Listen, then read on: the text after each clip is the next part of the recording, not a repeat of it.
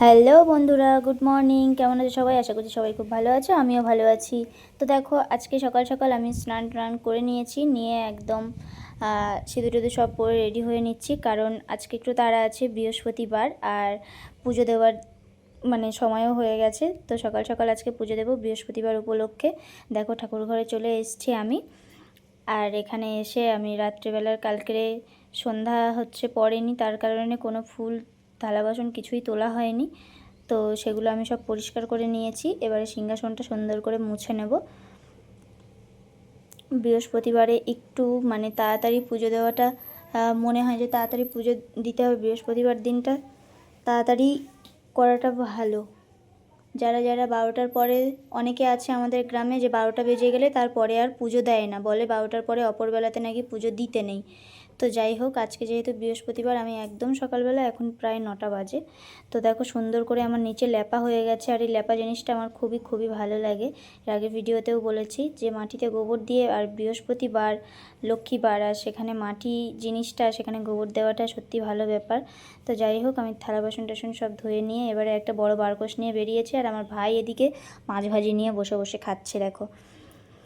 আর এই দেখো, গাছে কি সুন্দর ফুল, আমাদের সাদা জবা আর লাল জবা, ঝুরি ফুল সবগুলো আছে। এই ঝুরি ফুলটা আমরা এই নামেই চিনি। তোমরা কী কী নামে চেনো বলো তো, বা দেখেছো তোমরা? অবশ্যই কমেন্ট করে জানিও কে কী নামে চেনো। এটা হচ্ছে লাল জবা আর ঝুরি ফুল। টুকটুক করে আমাদের বাড়িতে মানে অনেক রকমই ফুল গাছ আছে। তো যেটুকু আছে আমাদের পুজো দেওয়া হয়ে যায়। আর এই হচ্ছে ঘিও জবা ফুল গাছ কিন্তু আমাদের বাড়িতে প্রচুর আছে।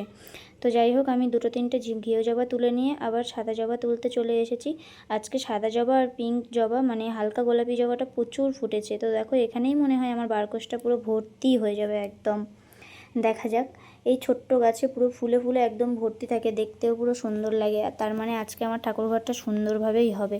তো দেখো, কথা বলতে বলতে কিন্তু আমার সাজি প্রায় ভর্তি হয়ে যাওয়ার পথে, দেখতেই পাচ্ছ। তো চলো আরও কটা ফুল তুলে নিই। আজকে যেহেতু পুরো সিংহাসনটা সুন্দর করে সাজাবো, তো দেখো আমার মানে বারকোশ ফুল হয়ে গেছে, আর আমার আনন্দও লাগছে। তো চলো, এক বারকোশ ফুল নিয়ে আমি চলে এসেছি ঠাকুর ঘরে।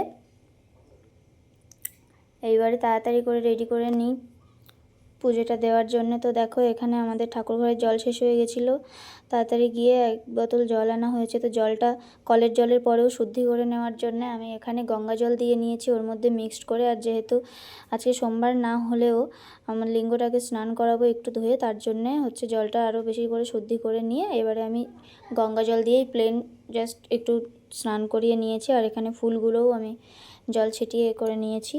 এবারে চলো, থালা বাসনগুলো সাজিয়ে তাড়াতাড়ি আজকে একটু ফল দেব। একটা আম পেয়েছি গাছে, তো এই আমটা দিয়েই আজকে পুজো দেব, গাছের ফল দিয়ে।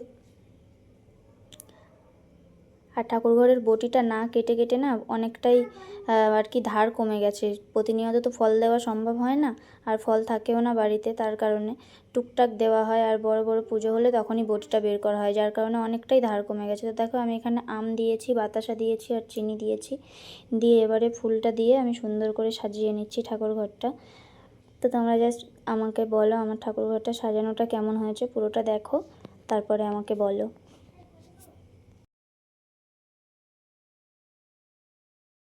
কি ভালো লাগছে না? সাদা আর জবা আর পিঙ্ক কালারের জবা দুটো কম্বিনেশনের মধ্যে সত্যি কিন্তু সুন্দর লাগছে। তো যাই হোক, ফুল এখানে অনেকটাই ভর্তি হয়ে গেছে একটা আরেকটার চাপে। তো আমি কতটা তুলে নিয়েছি, তুলসী তলাতেও দিতে হবে। তো ধূপ প্রদীপ এখানে জ্বালিয়ে নিচ্ছি।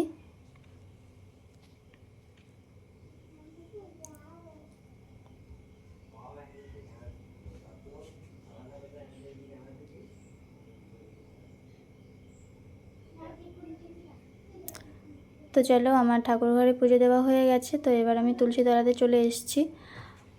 নতুন করে আবার একটা তুলসী গাছ লাগানো হয়েছে। এর আগে একটা তুলসী গাছ ছিল, ভীষণ ভীষণ বড় একটা তুলসী গাছ। তো যাই হোক, আমার এখানে পুজো দেওয়া হয়ে গেছে। আর হাওয়াতে ফুল সত্যি থাকে না, তারপরেও দিই। আর এই দেখো, আমার ঠাকুর ঘরের ফাইনাল লুকটা কি দারুণ লাগছে, তাই না? যেন মনে হচ্ছে আমি যেমন খুশি, তার সাথে সাথে আমার ভগবানও খুব খুশি আজকে সাজানোতে। তো তোমরাই বলো কেমন হয়েছে সাজানো। আর বৃহস্পতিবারে আজকে পুজো দিয়েছি আমি নিজের মন থেকে যেমন পেরেছি তেমনভাবেই। আর এইদিকে আমার জামরুল গাছে দেখো পুরো একদম ফুলে ভর্তি হয়ে গেছে, অনেক অনেক ফুল চলে এসছে। জামরুল পাকাও শুরু করে দিয়েছে, সেটাও দেখিয়েছি তোমাদেরকে।